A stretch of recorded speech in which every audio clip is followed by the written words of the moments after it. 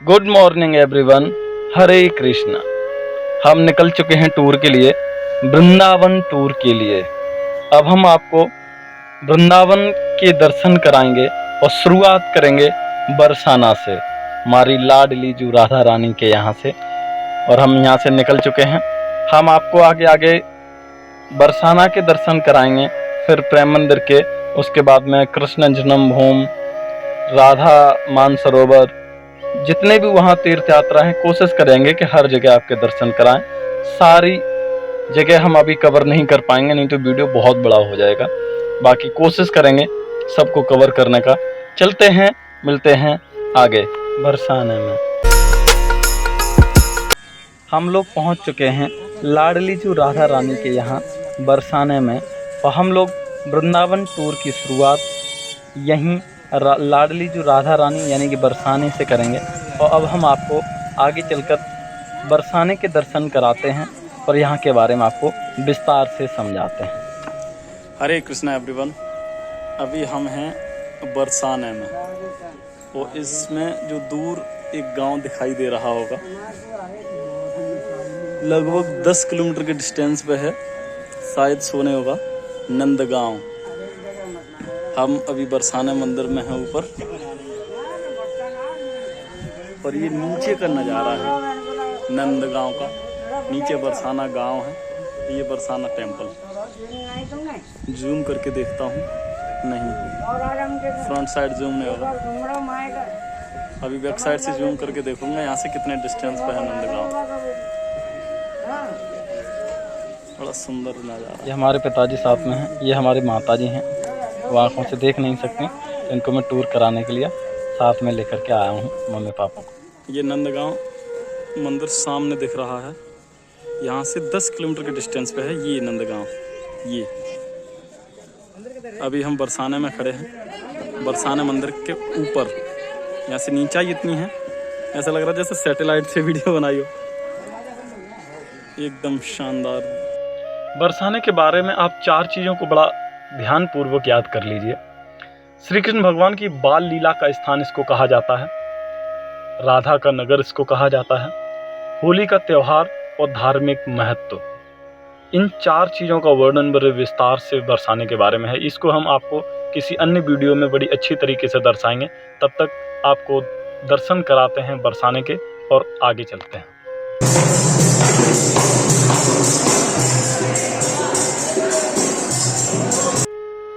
हमारी लाडली जो राधा रानी का दरबार अभी खुला नहीं है। उनके दरबार खुलने का एक निर्धारित समय है, वो समय अभी न होने के कारण अभी दरबार बंद है। और दरबार बंद होने पर लोग यहाँ नृत्य करते हैं, संगीत करते हैं, और पब्लिक यहाँ देखती है और दर्शन करने का इंतज़ार करते हैं। जैसे ही दरबार खुलता है वैसे ही लोग यहाँ पे दर्शन करते हैं।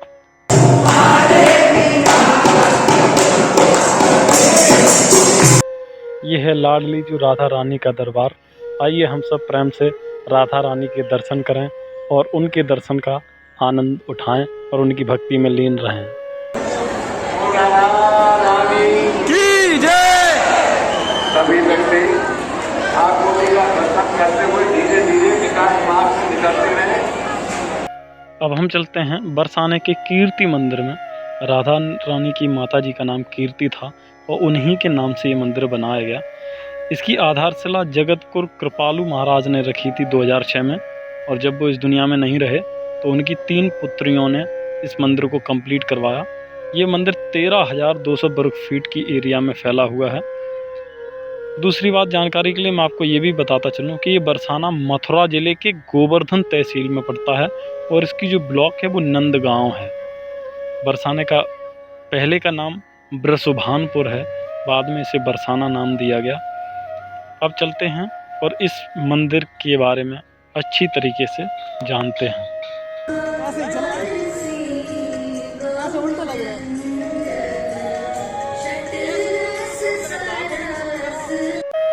जगत गुरु कृपाल जी महाराज के द्वारा जब इस मंदिर की स्थापना की गई तो यहाँ विकलांगों के लिए विशेष ध्यान रखा गया।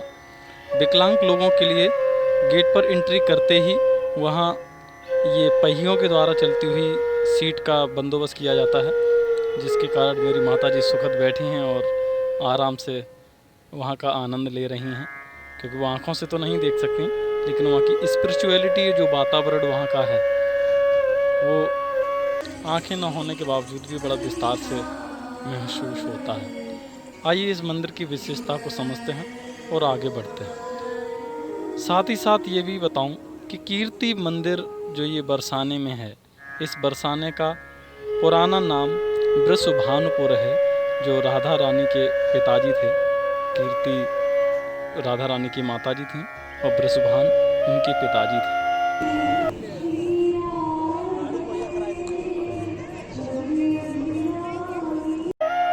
जगत गुरु कृपालु जी महाराज के द्वारा निर्मित ये भव्य मंदिर को यदि महल कहा जाए तो बुरा नहीं होगा, क्योंकि महलों से भी कई 100 गुना सुंदर इस कीर्ति मंदिर को बनाया गया है।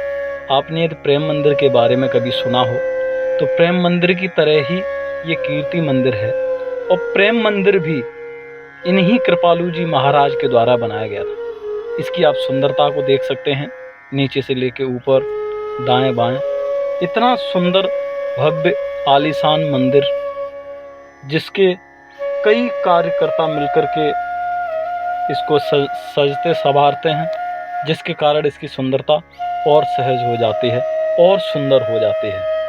आइए आगे चलकर हम आपको विस्तार से समझाते चलेंगे।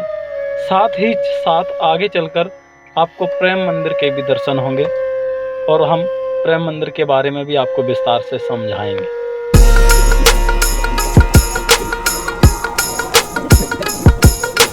आइए अब हम आपको यहाँ पर स्थित झांकियों के दर्शन कराते हैं। यहाँ की झांकियाँ इतनी सुंदर हैं, और ऊपर से यहाँ पर है भागवतिक आकर्षण।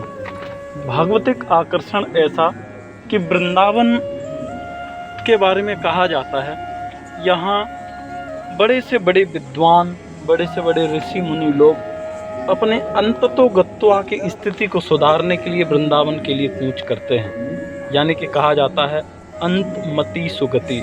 जैसी इंसान की मृत्यु के समय मति होती है, वैसे ही उसकी अगले जन्म गति होती है।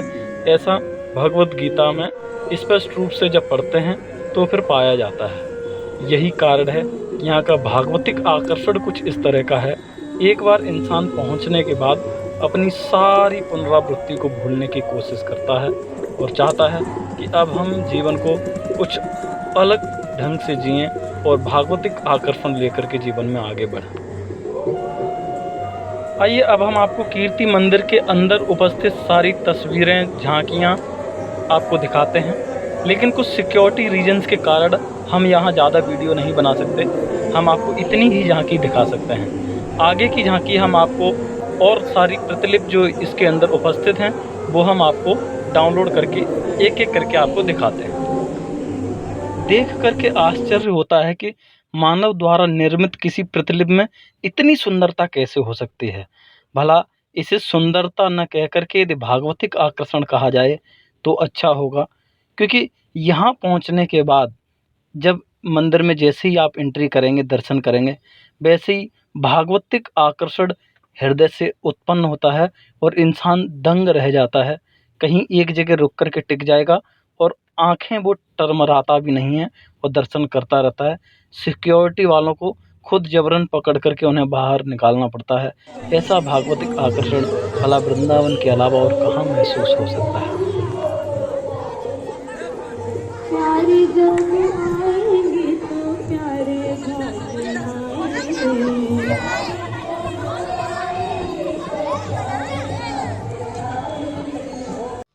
मैंने अपनी तरफ से जहाँ तक हो सका स्पष्ट रूप से आपको कीर्ति मंदिर के दर्शन कराए हैं। अब हम यहाँ से निकल रहे हैं वृंदावन के प्रेम मंदिर के लिए, और आपको रास्ते से लेकर के और पूरे प्रेम मंदिर के आगे आपको दर्शन कराएंगे। तो चलते हैं वृंदावन के लिए। अब हम लोग निकल चुके हैं बरसाना से वृंदावन के लिए। साथ ही कीर्ति मंदिर के पास में एक रंगीली महल भी है, इतना खूबसूरत, कीर्ति महल की तरह ही वो भी खूबसूरत है। अभी के लिए मैंने उसको स्किप किया है क्योंकि निर्धारित समय हम लोगों के पास सिर्फ 2 दिन का है। हम लोग 2 दिन का टूर करेंगे, उसके बाद घर के लिए कूच करेंगे। 2 दिन में जितना संभव हो सकेगा उतना स्थलों के हम आपको दर्शन कराएंगे और भागवतिक आकर्षण आपका उत्पन्न हो, इसलिए आपको स्पिरिचुअलिटी के दर्शन हम कराते हैं। अब चलते हैं वृंदावन। आइए श्री धाम वृंदावन में प्रवेश करिए। श्री धाम वृंदावन से अपनी यात्रा को प्रारंभ करिए। आइए अब प्रेम मंदिर के बारे में जानते हैं। इस भव्य और खूबसूरत मंदिर का निर्माण जनवरी 2001 में शुरू किया गया था और इसका उद्घाटन समारोह 15 फरवरी से 17 फरवरी 2012 तक किया गया था। अब आप अंदाज़ा लगा सकते हो, जनवरी 2001 में इसकी शुरुआत हुई और फरवरी 2012 में इसका उद्घाटन हुआ, जो 15, 16, 17 फरवरी 3 दिन तक इसका समारोह चला था। यानी कि इसको बनने में टोटल 11 वर्ष लगी हैं और फरवरी में ही इसे सार्वजनिक रूप से खोल दिया गया था 2012 में। इस मंदिर की ऊंचाई 125 फीट है, लंबाई 122 फीट है और वहीं मंदिर की चौड़ाई करीब 115 फीट की है। अब ये तो जो मंदिर बना है उसका मैंने आकलन बताया है आपको। बाकी जो टोटल एरिया है वो 54 एकड़ ज़मीन को घेर करके ये बनी है। बाहर पार्क वगैरह है, सब कुछ है, वो टोटल मिला करके। इस मंदिर के कलर के बारे में आप थोड़े से अचंभित होंगे जब भी आप सर्च करेंगे उसके बारे में। कभी नीला कलर होता है इस मंदिर का, कभी पीला। तो मैं आपको बता दूं, ये ऐसी संगमरमर से बनाया गया है कि जिसके ऊपर लाइटें इस तरीके की लगाई गई हैं कि कुछ ही क्षण में इसका कलर बदलता रहता है। साथ ही मैं आपको बताऊं, इस मंदिर को बनने में लगभग 150 करोड़ रुपए का खर्चा आया था उस समय 2001 से 2012 के बीच में जब ये बना था। अब अंदाज़ा लगा सकते हो कितना पैसा इसमें लगा हुआ है। साथ ही इसे इतालवी संगमरमर के द्वारा बनाया गया था। इतालवी संगमरमर बहुत महंगी संगमरमर होती है, उसके द्वारा इसे बनाया गया था। ये वृंदावन के अंदर उपस्थित है और प्रेम मंदिर बहुत फेमस मंदिर है वृंदावन में। वृंदावन का एक दूसरा नाम भी है ब्रजभूमि। ब्रजभूमि के नाम से भी वृंदावन को हम जानते हैं। दूसरी बात, ये जो आप देख रहे हैं वीडियो में जो पानी अप डाउन हो रहा है, ये संगीत के माध्यम से जैसे जैसे गाने बजते हैं वैसे वैसे ये पानी डांस करता है और बीच में पानी के बीच में ही वीडियो चलती है। प्रेम मंदिर के चारों ओर लंबी अच्छी खासी टाइल्स लगाई गई हैं जो कि ग्राउंड के रूप में है और उसमें हजारों लोग बैठ करके आनंद प्राप्त कर सकते हैं। साथ ही प्रेम मंदिर के पास ही इन्होंने ऐसी झांकियों का स्थापना किया है, जैसे कन्हैया जी का रास रचाना गोपिकाओं के साथ, गोवर्धन को एक उंगली पर धारण करना, पूतना का वध करना, आदि आदि। इस तरीके से बड़ा अच्छा इसको सजाया गया है। साथ ही प्रेम मंदिर में जब आप एंट्री करोगे तो लेफ्ट साइड में आप पाओगे कि बहुत बड़ा दरिया टाइप का कालीदह बनाया गया है। कालीदह जहाँ कन्हैया जी ने कालिया नाथ को नाथा था और उसे रमन रेती के लिए विदा कर दिया था। ये कहानी मैंने आज आपको बड़ी विस्तार से समझाई है प्रेम मंदिर के बारे में, बरसाने के बारे में। अब आज का दिन हमारा समाप्त होता है। हम लोग अब निकल रहे हैं यथा स्थान के लिए जहाँ हम रात्रि भर विश्राम करेंगे और अगले दिन फिर से निकलेंगे और हम आपको वृंदावन के अन्य टूर का विश्लेषण कराएंगे, दर्शन कराएंगे और विस्तृत रूप से हम आपको स्पष्ट समझाएंगे भी। तब तक के लिए हरे कृष्णा।